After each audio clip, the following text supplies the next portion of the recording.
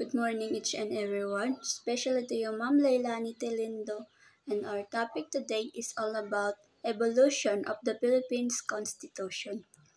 The Constitution is defined as a set of fundamental principles or established precedent according to which a state or other organization is governed.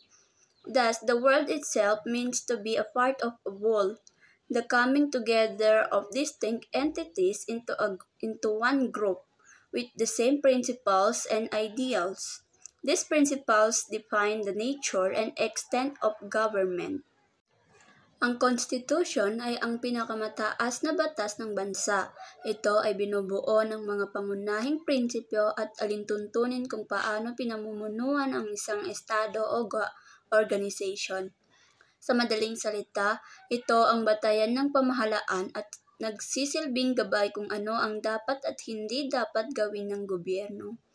Layunin nito na pagsamahin ang mga tao bilang isang lipunan na may iisang prinsipyo o ideal. The Constitution of the Philippines, the supreme law of the Republic of the Philippines, has been in effect since 1987.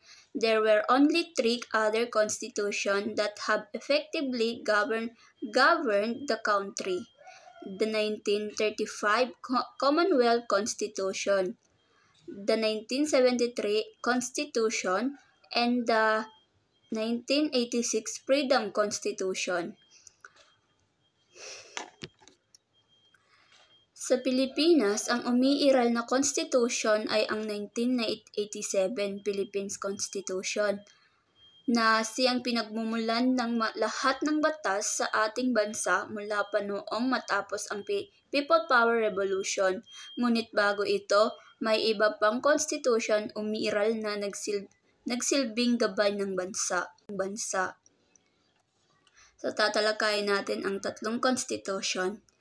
1935 Commonwealth Constitution, ginamit noong panahon ng pamahalaang Commonwealth sa ilalim ng mga Amerikano. 1973 Constitution, ipinasa sa ilalim ng pamumuno ni Ferdinand Marcos. 1986 Freedom Constitution, pansamantalang matapos ang EDSA ng Batas Evolution. Okay, let's proceed to the next topic. Constitution of Biak na Bato.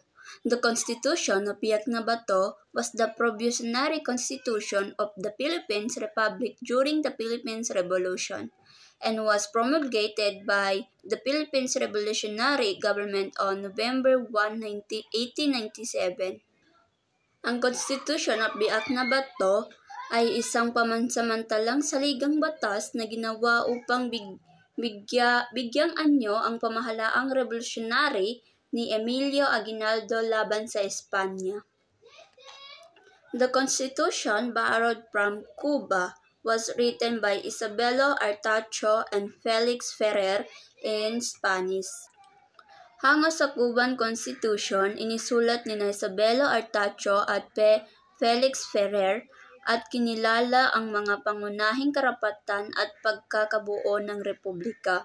Bagamat panandalian lamang at hindi lubusang naipatupad, mahalaga ito dahil ito ang unang konkretong pagtatangka ng mga Pilipino sa pagtatag ng sariling republika at pamahalaang hiwalay sa Espanya.